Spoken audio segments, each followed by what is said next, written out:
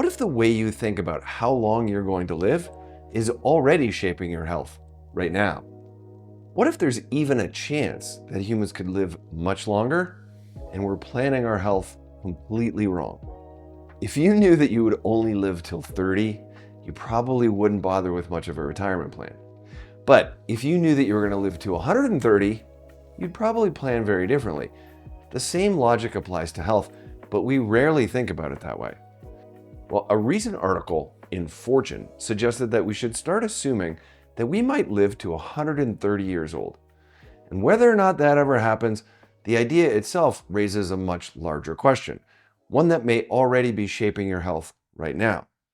Now, the article was referencing a recent panel discussion where Dr. Alex Zhavoronkov said, "The biggest impact on your health is your number answer to a question." Now, that may be a sentence you have to read a couple times, so I'll leave it up on the screen. So what is the number that he was referring to? And more importantly, what is the question? Well, the question itself is simple. How long do you think you will live? According to Dr. Zhavoronkov, that number you choose will have a large impact on your life. Now, this panel discussion was discussing how advances in AI and medicine could dramatically extend human lifespan, possibly even to 120 or 130 years old. Now, whether or not that actually happens isn't really the point. What's interesting here is two ideas. Number one is if our future actually includes the possibility of living to 130, how does that change your financial and your health decisions right now?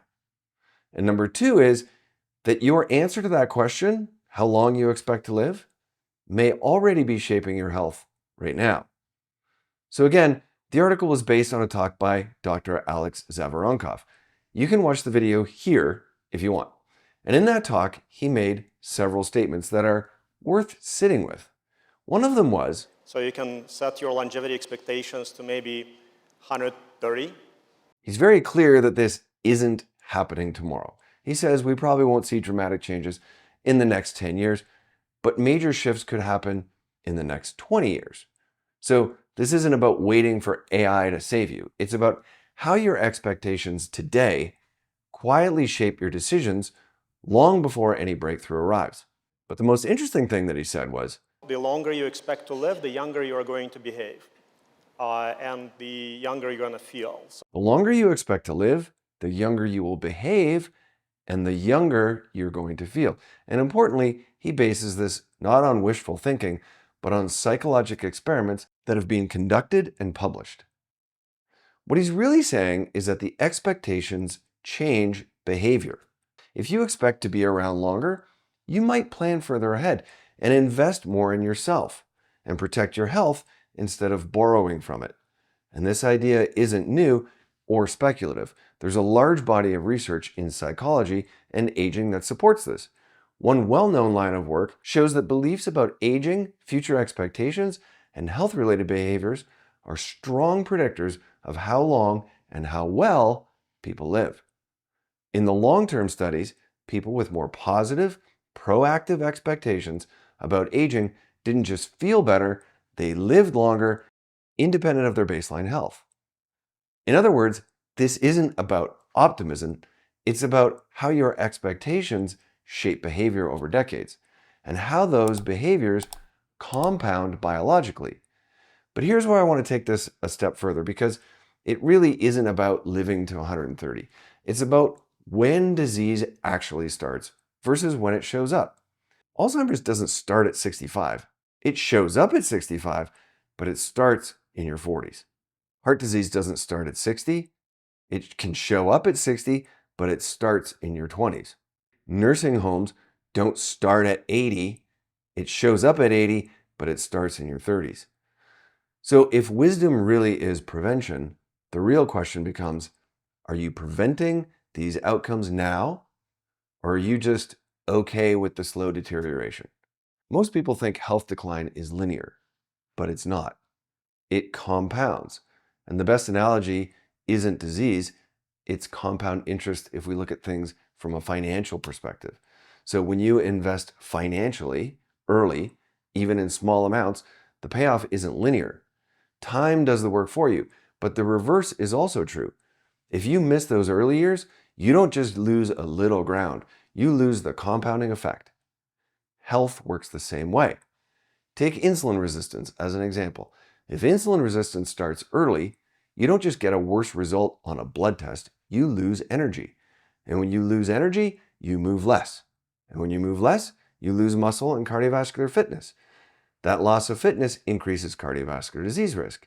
And cardiovascular disease reduces oxygen delivery to the tissues, and lower oxygen delivery means less energy.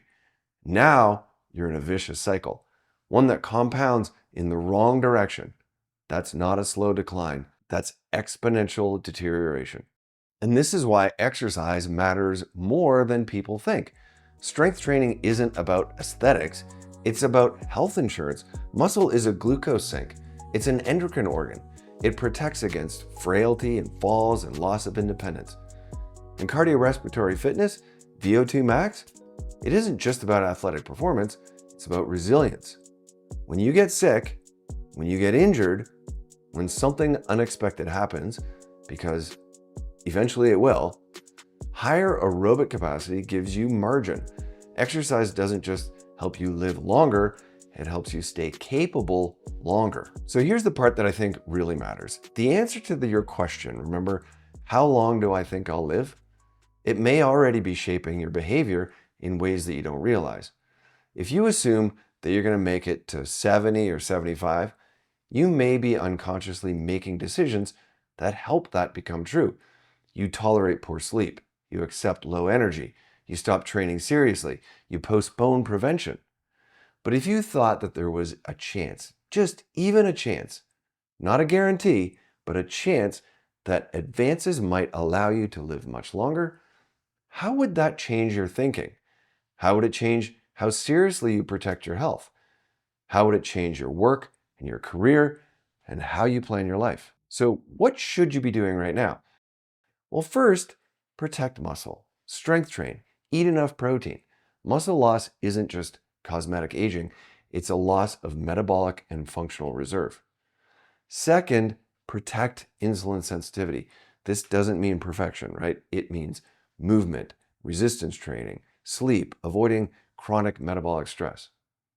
Third, protect your aerobic capacity. You don't have to be an endurance athlete though, but you do need to protect cardiovascular fitness. Fourth, protect your sleep and recovery. Sleep isn't optional maintenance, it's when repair happens. And finally, protect your psychology. Chronic burnout, chronic stress, chronic dissatisfaction, they all accelerate decline. A long life requires adaptability, reinvention, and meaning, not just survival. So whether humans live to 80 or 130, the strategy is the same. But if lifespan gets longer, the stakes get higher. You can tolerate stress, you can tolerate discomfort, you can tolerate temporary setbacks. What you can't tolerate is slow, unchecked deterioration. Wisdom isn't reacting to a disease when it shows up. Wisdom is deciding right now whether you're preventing decline or quietly accepting it.